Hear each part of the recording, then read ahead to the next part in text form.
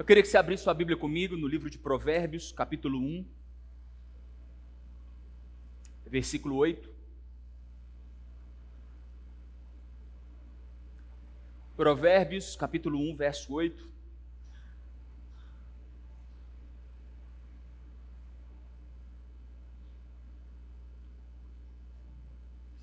Se você achou, pode ler comigo. Ouça, meu filho, a instrução do seu pai, e não despreze o ensino da sua mãe. Eles serão como um enfeite para a sua cabeça e um adorno para o seu pescoço. Amém? Agora eu queria que você abrisse comigo no Evangelho de Mateus, capítulo 12. Evangelho de Mateus, capítulo 12, verso 34.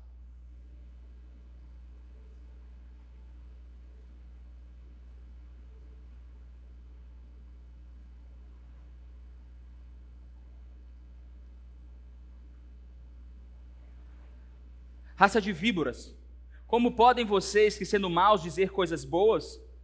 Pois a boca fala do que está cheio o coração.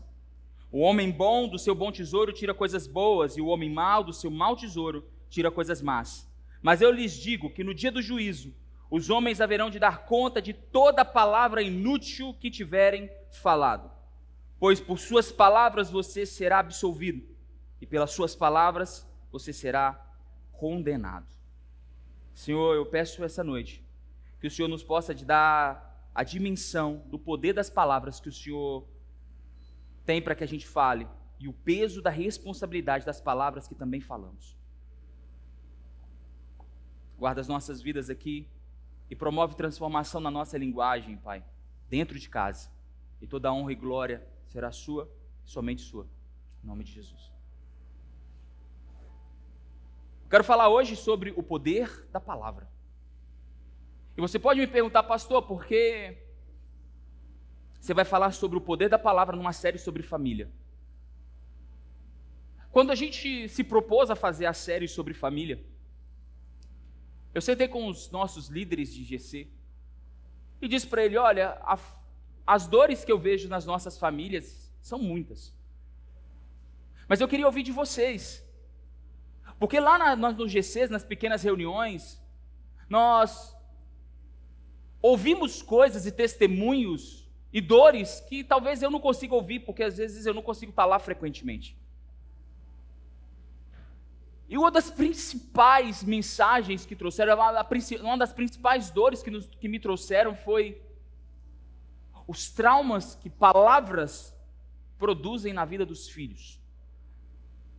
E talvez você saiba, porque talvez você é uma vítima de uma mãe ou de um pai que não teve sabedoria para conduzir a sua educação, que muitas vezes usou ou de extrema violência ou de extremo repúdio com as suas próprias palavras,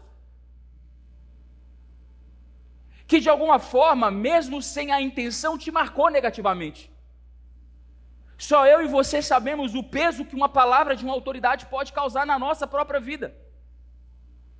E muitos de nós passamos uma vida inteira carregando palavras de professores, palavras de tios, de tias, de amigos, palavras de pais, palavras de mães. Ao mesmo tempo, existe um outro polo de pessoas que decidiram abrir mão de todas as palavras, que levaram para o coração palavras que foram duras ao seu respeito, e a partir dessas palavras duras rejeitaram todo o conselho e toda informação. Filhos que rejeitaram seus pais, ou rejeitaram as palavras dos seus pais. Por isso eu quis ler dois textos. O texto que diz, olha, você vai prestar conta de tudo que fala, mas você também vai precisar prestar conta. Ou você vai receber a bênção de ter ouvido o seu pai e a sua mãe. Sim, há um poder e uma bênção quando ouvimos as palavras dos nossos pais e das nossas mães.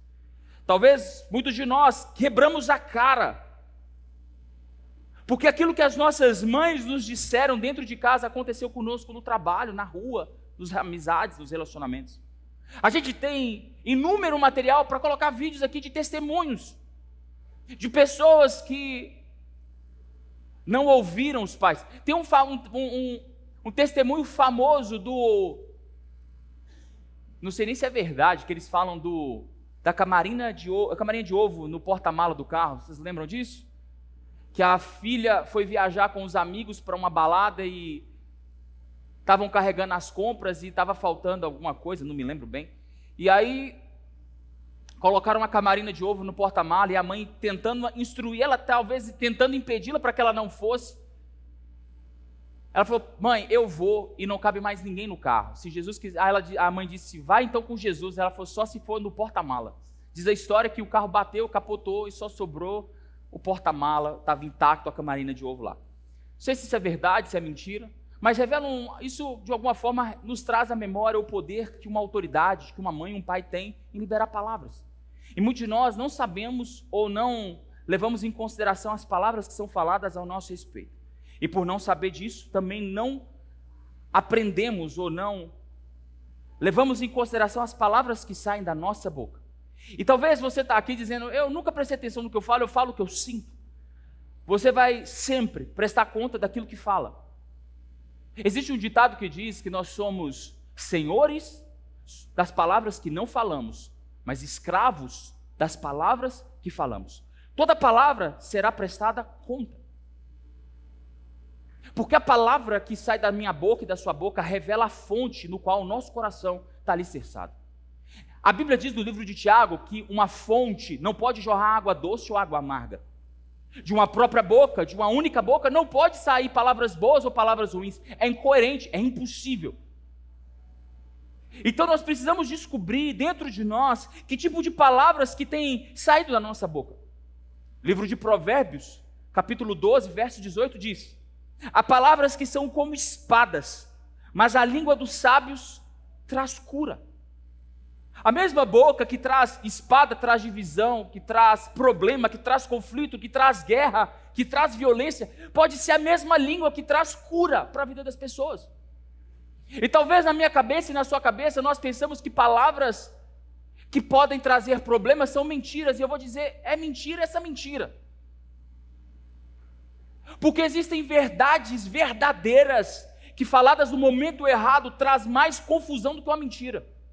E eu não estou dizendo para você falar mentira, eu estou dizendo para você aprender a falar verdades na hora certa, no momento certo, com a pessoa certa, no ambiente certo. Porque se você falar verdades no momento certo, vai trazer cura. Se você falar verdades no momento de conflito, você vai trazer mais confusão. O que nós não descobrimos não é como lidamos com a verdade, não é se falamos a verdade ou não. Ninguém aqui tem problema em saber que palavras mentirosas é problema para você. Como a sua mãe, minha mãe disse: mentira tem perna curta. O problema é como nós lidamos com as verdades que carregamos. Porque as verdades que carregamos pode trazer problema para a gente, se falarmos no momento errado.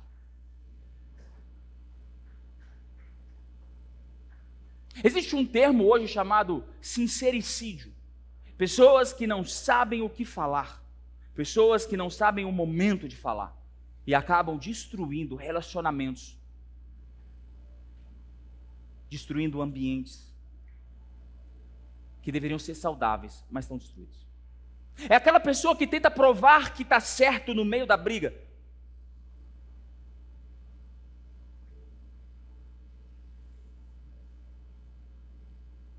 Que carrega uma verdade poderosa e quer impor essa verdade para as pessoas. Você precisa acreditar nisso. Ninguém precisa acreditar em você. Mas nós, quando carregamos algumas verdades, queremos impor as nossas visões de mundo para as outras pessoas. São aqueles crentes que querem pregar o evangelho para as pessoas que não querem ouvir o evangelho. Olha para o seu irmão, dá um sorriso para ele, pergunta para ele: você já pregou o evangelho para quem não quis ouvir o evangelho? Tem gente que não quer ouvir. A Bíblia diz no livro de Tito, ele fala uma coisa interessante. A Bíblia diz que a esposa ganha o marido em silêncio.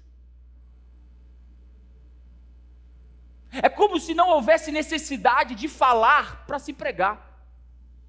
Existem pessoas que dizem, tem até um teólogo famoso que diz, que pregue a todo momento, mas se precisar, então fale. Não, isso é para ambientes hostis. Pregue a todo momento, fale da boa nova, pregue para todo mundo, mas existem momentos que você deveria pregar com a sua vida. E no afã de pregar ou de impor as suas verdades e falar das suas verdades, nós cometemos mortes, destruímos relacionamentos, pontes, ambientes, porque não sabemos o que falar ou como falar ou em qual momento nós falamos. Veja, eu não estou falando de falar mentiras. Eu não estou falando em falar palavras duras em confronto. Eu estou falando de falar palavras certas na hora certa. Nas nossas famílias, isso é um problema.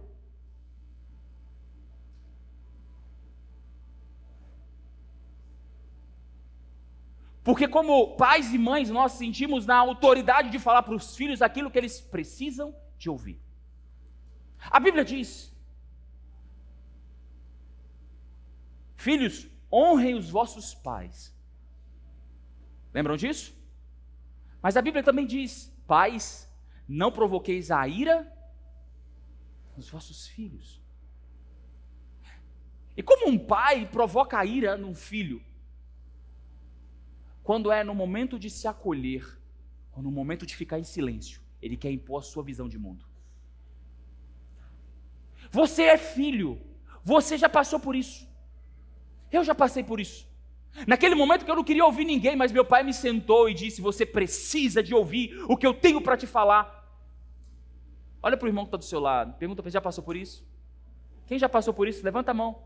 Levanta a mão. Você se lembra da bronca que você tomou, sim ou não? Eu não me lembro. Porque eu fiquei com tanta raiva. Porque aquele momento não era momento. Era melhor a gente ter acalmado e depois senta. Agora a gente conversa. Uma coisa que a gente aprendeu é corrigir os filhos no momento da raiva. Fica menino. A gente corrige os filhos da raiva. Fala pro irmãozinho aí que está do seu lado: nunca corrija seu filho com raiva.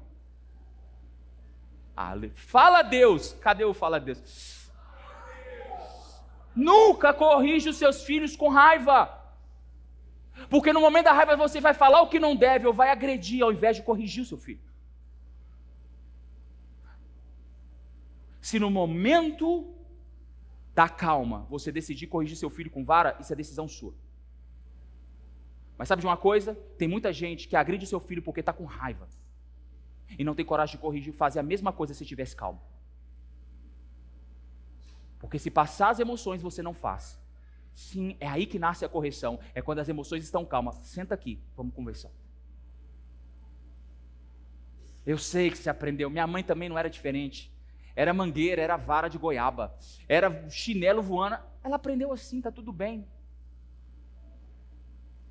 Mas talvez você não precisa passar por isso. Você não precisa fazer a mesma coisa.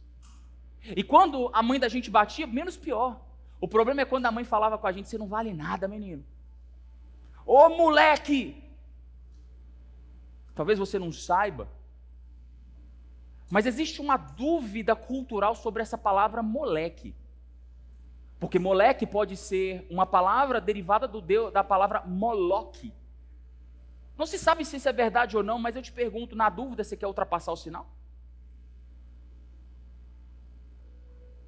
Quantas palavras saem da nossa boca hoje que deveriam ser ressignificadas por sentimento que vem do Espírito Santo?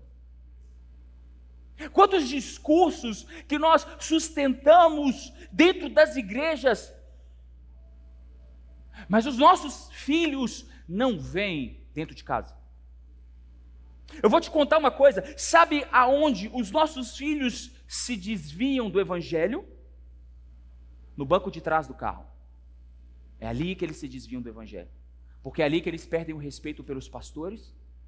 É ali que eles pegam pirraça com os irmãos da igreja.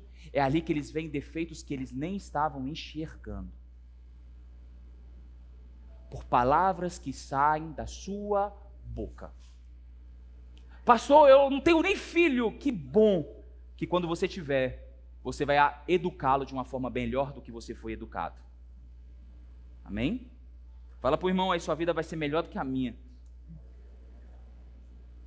Tem pessoas que carregam verdades, e verdades verdadeiras, mas falam e destroem os ambientes. Tem uma história de um homem que diz para um amigo: ei amigo, vou construir uma marcenaria. E o amigo disse: ih, constrói não, já vi 3 marcenarias quebrando.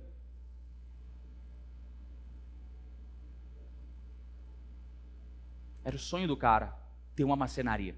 Mas o amigo disse uma verdade, ele viu mesmo, 3 amigos quebrando, mexendo com marcenaria. Mas a palavra dele poderia ser diferente. Falou: irmão, talvez não seja na sua vez, talvez Deus possa te abençoar. Aconteceu com meu amigo, mas talvez com você vai ser diferente. E eu vou orar para que a sua história seja diferente desses 3 amigos meus.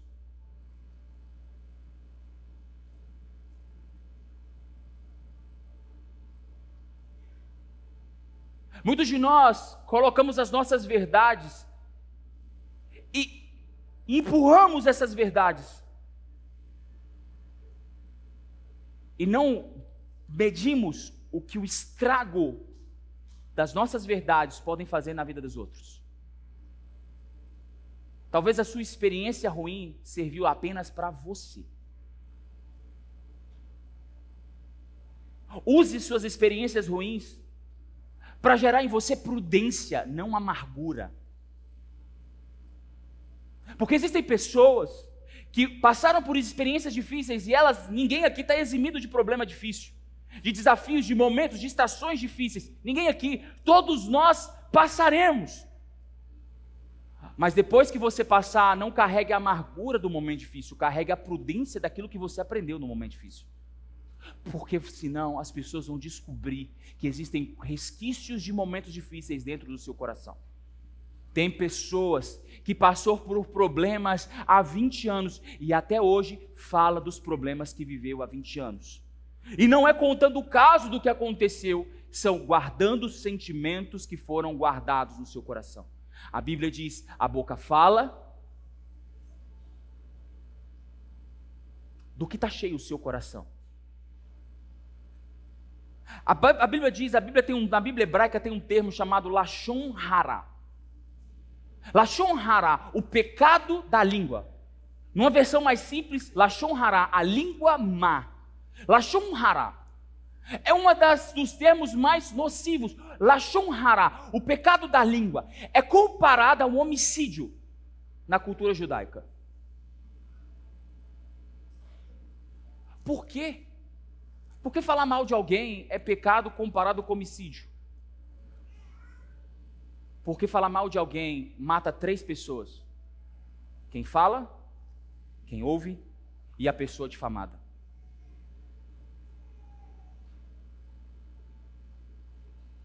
Quem fala, quem ouve e quem é o alvo da fofoca.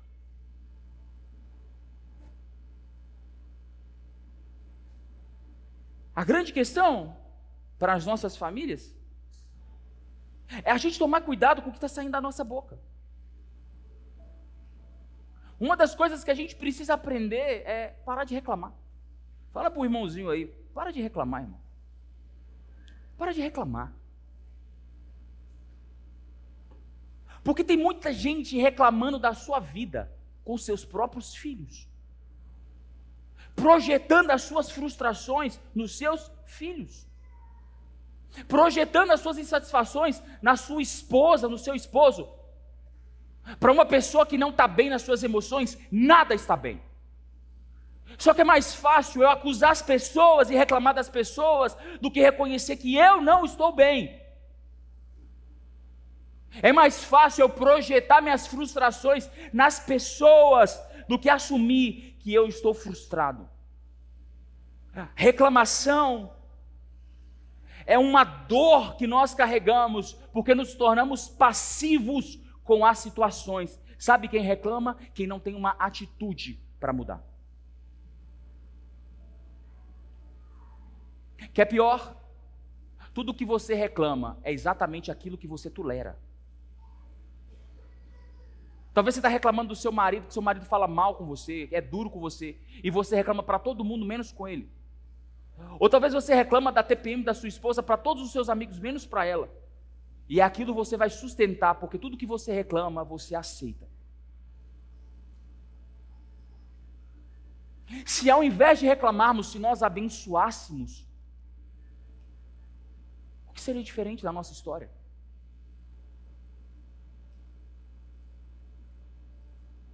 A palavra reclamar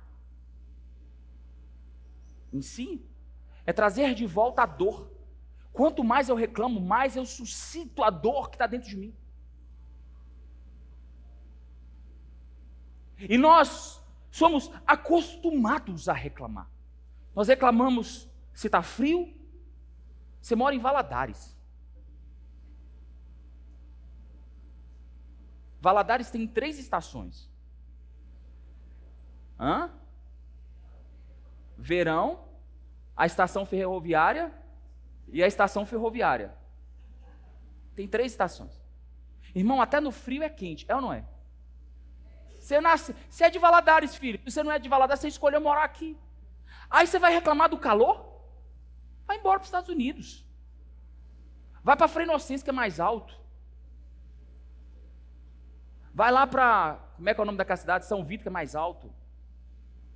Vai morar em outro lugar, vai para Campos do Jordão. Deus te abençoe.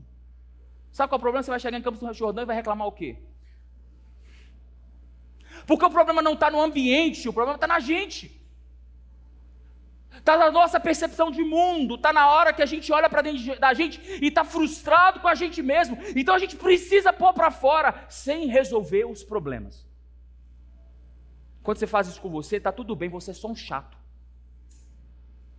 O problema é quando você começa a fazer isso e os seus filhos estão ouvindo.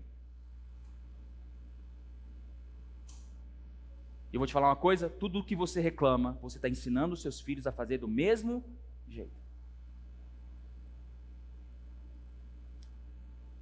Porque todo reclamão é um passivo enrustido.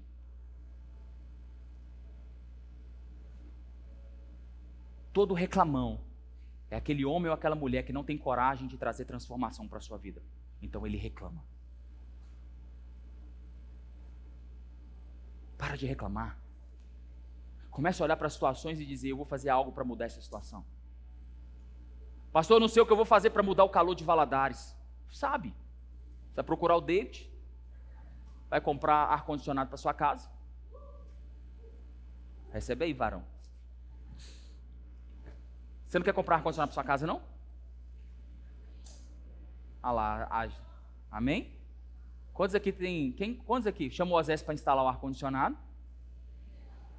Mas pastor, não tem dinheiro para poder comprar os ar-condicionados. Então para de reclamar que você não tem dinheiro. Pede a Deus uma estratégia para abrir uma porta para que você possa ganhar mais dinheiro. Pastor, mas eu tenho até o dinheiro, mas eu não tenho dinheiro para pagar a luz. Então você procura um irmão. Bota energia solar na sua casa. Para tudo que você está reclamando existe uma solução. É você que está reclamando passivo no lugar que você está.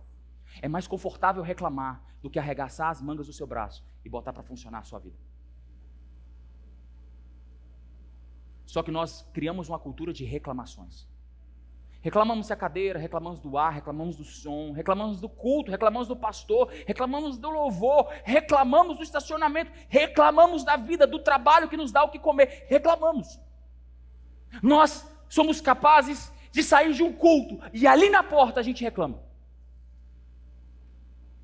Adorarmos a Deus, e a Bíblia diz que Deus está no meio dos louvores, Deus habita.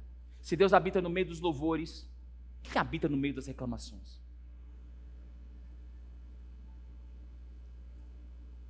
Você vai responder por cada palavra que sai da sua boca. E não sou eu que estou dizendo, é a palavra de Deus que está dizendo. Por quê? Porque palavras constroem ambientes. O que entra na sua mente, a informação que entra na sua mente pode virar um sentimento. Talvez você possa ouvir coisas aqui. E talvez você ouve uma reclamação de alguém e você nem estava sentindo calor, cara. Você não estava nem prestando atenção, mas a reclamação já criou um sentimento de calor. Já começou a tá abafado. E começou a criar um sentimento. E o sentimento virou um pensamento. Já dentro de você já começou lá, nossa, tá calor mesmo. Ele falou e tá calor mesmo. E daqui a pouco, você começa a discursar o que está dentro da sua cabeça. E toda palavra que sai da sua boca constrói o seu caminho. Eu vou te falar uma coisa que vai te assustar ou vai te entristecer. As palavras que são liberadas é o caminho por onde você vai passar na sua vida. Porque tudo que o homem plantar, fala para o irmão, palavras são sementes. Tudo que você plantar com a sua boca, você vai colher o fruto disso. Se eu e você não entendermos que essas palavras que constroem caminhos destravam ou travam o nosso destino. Talvez você está aqui hoje e você está travado por palavras que foram faladas com você na sua infância. Até hoje existem sentimentos guardados por palavras que foram faladas. Você construiu a sua vida ao redor de palavras que foram faladas. E talvez você diga que não. Porque um amargurado não se sente amargurado. Um amargurado se sente injustiçado. Então você dá voz a seu sentimento de injustiça, que foi guardado há 20 anos, há 30 anos, há 10 anos. E você sustenta a sua vida pautado na dor de palavras que foram faladas. Nós estávamos aqui semana passada, como igreja, reunidos. E no meio do culto, 2 famílias foram embora. Por palavras que foram faladas. Não por mim, mas por algumas coisas que aconteceram no meio do culto. Você acha que palavras não podem te tirar da presença de Deus? Claro que pode. Você acha que palavras não podem te levar para o inferno? Claro que pode. Porque elas entram, geram sentimento e geram discurso em você. E podem te prender. Ou podem te fazer voar. A escolha é sua. De viver falando abobrinha para as pessoas. Ou escolher as palavras que saem da sua boca para abençoar a sua casa, o seu lar, a sua família. A decisão é sua. De usar a sua boca como espada ou usar a sua boca como remédio. A decisão é sua. De ao invés de olhar para os cenários e reclamar, olhar para os cenários e profetizar. Porque sim, nem todos os ambientes que nós estamos são confortáveis. Mas isso não te dá o direito de falar mal do ambiente, te dá direito de profetizar sobre o ambiente.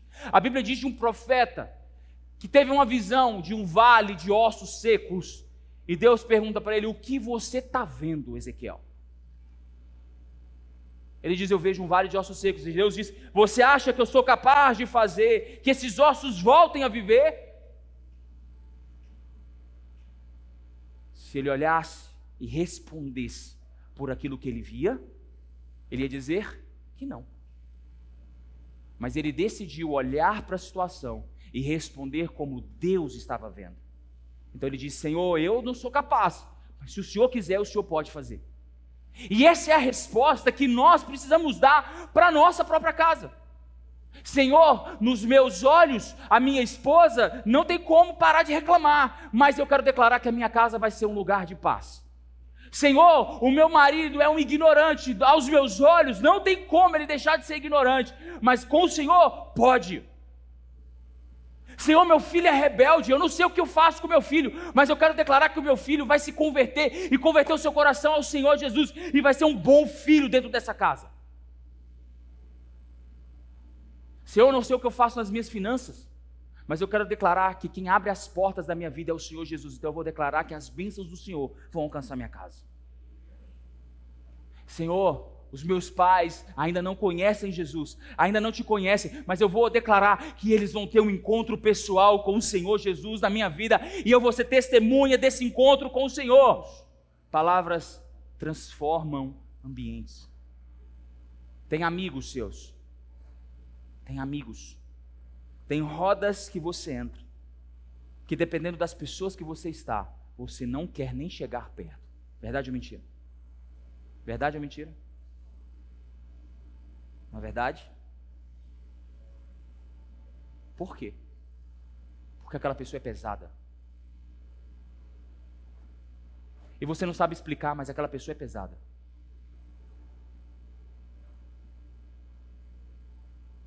E aquela pessoa é pesada porque as palavras que saem da boca dela constroem o ambiente ao redor dela. A pergunta que eu quero fazer para você hoje, para a gente orar é: qual é o ambiente que você tem construído na sua história, na sua casa, na sua família? É um ambiente que Jesus fica à vontade? Ou é um ambiente que o diabo fica à vontade? É um ambiente que as bênçãos podem chegar, ou é um ambiente que as bênçãos precisam correr? É um ambiente que as pessoas têm alegria de estar perto, ou é um ambiente que as pessoas se afastam de você? Porque tudo isso são sinais do que está dentro do seu coração. Talvez se você fizer uma análise, você vai dizer para si mesmo: ah não, Senhor, meu coração está bem, eu estou te servindo. E Jesus não está preocupado com o que você faz, Ele está preocupado com o ecossistema dentro de você. O que você faz é menos importante do que você se torna. E uma das denúncias do que você está se tornando é o que sai da sua boca. Palavras têm poder. Você já ouviu isso? Palavras têm poder. Se um endemoniado chegar aqui e ficar endemoniado, não há nada que nós possamos fazer a não ser declarar o nome de Jesus. Palavras têm poder. E nós podemos usar as palavras que dentro das nossas casas para abençoar a nossa família ou para destruir a nossa família.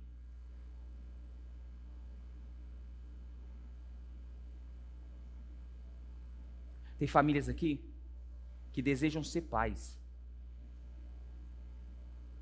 Dá uma olhada para o irmão que está do seu lado, dá um sorriso para ele, fala com ele: sua hora vai.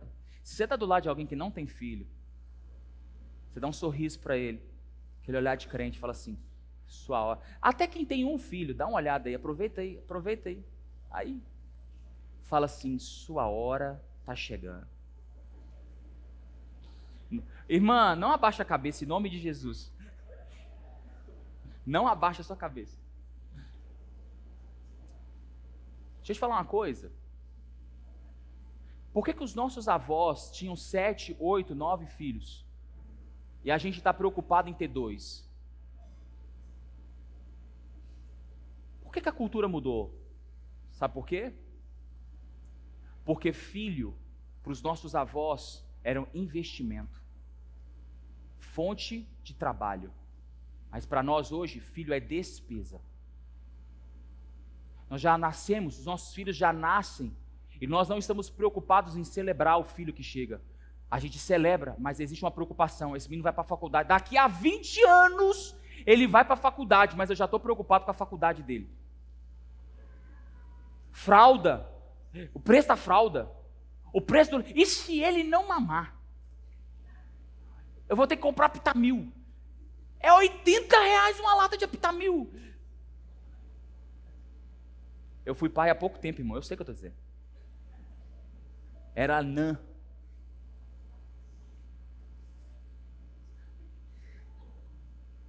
Só que a gente esquece que quando Deus coloca um filho na nossa casa, aquele filho é a representação da bênção de Deus chegando na nossa casa. E a Bíblia diz que um dia, uma das bênçãos que Deus deu a Davi vai ser: um dia você vai sentar na ponta da mesa e os seus filhos vão estar ao redor da mesa celebrando você. Muitos de nós chegamos dentro de casa e não falamos, ou falamos. Alguns chegam a falar: como eu vou ter filho? Qual é o momento certo? Quando eu for promovido no meu trabalho eu vou ter filho. Quando eu mudar de emprego eu vou ter filho. Filho, deixa eu te dizer uma coisa: sabe qual é o melhor momento para você ter filho? O momento que o Senhor decidir te entregar uma bênção na sua mão. Porque quando o filho vier, a bênção de Deus, a prosperidade de Deus vai vir sobre a sua casa e nunca vai faltar pão, leite, não vai faltar absolutamente nada na sua casa. Nunca. Porque a Bíblia diz que nunca vi um justo mendigar o pão e nem na sua descendência perecer. Tem muita gente aqui querendo ter filho. Glória a Deus por isso. E talvez vocês pensam dentro de si mesmos, pastor, mas eu preciso ter um filho, mas e o preço? O apocalipse está chegando. É sério. Tem gente que fala isso, irmão. E tem gente que não fala, mas pensa. Eu vou te dizer uma coisa. Você tem o poder de abençoar sua próxima geração. E tem o poder de sabotar a próxima geração. Você tem o poder de abençoar os seus filhos e os filhos dos seus filhos. E tem o poder, com o seu medo e o seu temor, sabotar o projeto que Deus começaria dentro de você. Porque você não está entendendo que as palavras que saem estão construindo o seu futuro. Então minha mensagem para você aqui hoje é Mateus capítulo 12, verso 34. A sua boca está falando daquilo que está cheio o seu coração. Talvez você quer muito que Deus mude a sua história. Mas a verdade é que tudo começa quando você decide declarar a verdade de Deus sobre a sua história. Porque Deus tem uma história sendo escrita. E que se for concordada com o céu, ela se torna verdade. Ou você pode concordar com o inferno e continuar vivendo essa vida miserável que você está vivendo. Você escolhe a vida que você está vivendo. Mas eu quero te dizer uma coisa. Jesus tem uma linda história para escrever na sua vida e contar para que saiam dos seus lábios.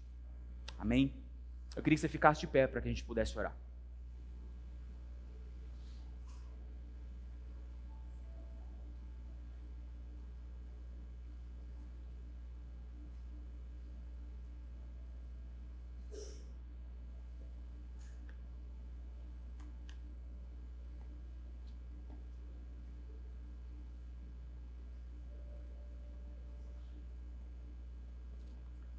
Muitos de nós ouvimos que nós éramos como os nossos pais. Talvez você, no momento de raiva do seu pai, da sua mãe, ouviu assim: você é igual ao seu pai, você é igual à sua mãe. Isso formou quem você é hoje. Eu queria que você olhasse intencionalmente para o irmão que está do seu lado, desse um sorrisão para ele e dissesse para ele assim: você é como Jesus quer que você seja. Você será como Jesus quer que você seja. Não como a sua família disse que você seria, de forma alguma.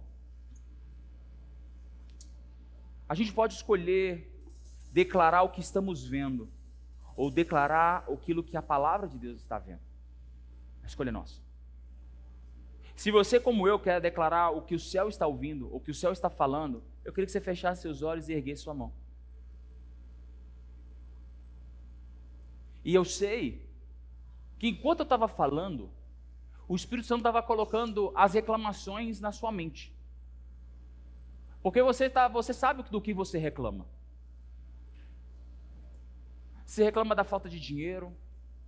Você reclama do ambiente familiar.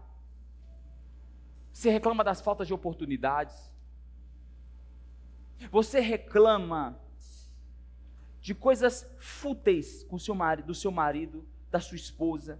Você é altamente reclamão com qualquer tipo de objeção dos seus filhos.